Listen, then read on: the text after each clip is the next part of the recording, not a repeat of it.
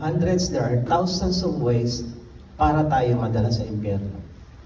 Okay? Ang daming ginagawa ng demonyo para ang mga tao, pati Kristiyano, maibalik sa kampo niya at madala sa impyerno.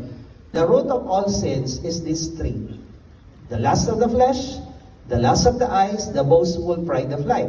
Sabi ng 1 John 3:4, everyone who makes a practice of sinning also practices lawlessness. Sin is lawlessness. Sa ibang translation, sin is disobedience. Because sin is disobeying God or disobeying the law of God. So, ang number one tool ni Satan is disobedience, pagsuway.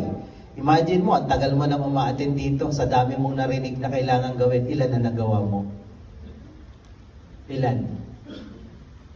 Every time na hindi mo nagagawa, yung narinig mong dapat gawin, may backlog ka na, nagkapatong-patong na yan. And every time na hindi mo ginagawa yung sinabi ng Bible, o narinig mo o nabasa mo, dadating yung panahon, titigas yung puso mo na, okay lang yan, nasanay na ako ng ganyan. Backslider ka na.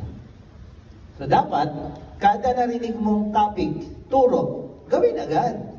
Sundin agad para hindi matambakan.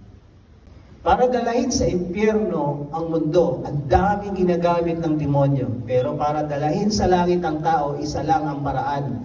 Church tayo. Si Jesus ang pinipreach natin na daan papuntang langit. Pero ang ginagamit ni Lord para ipangaral yon, tayo lang. Church lang, wala nang iba. Kaya pag ang church hindi kumilos, patay ang mundo. We are the only hope of the world.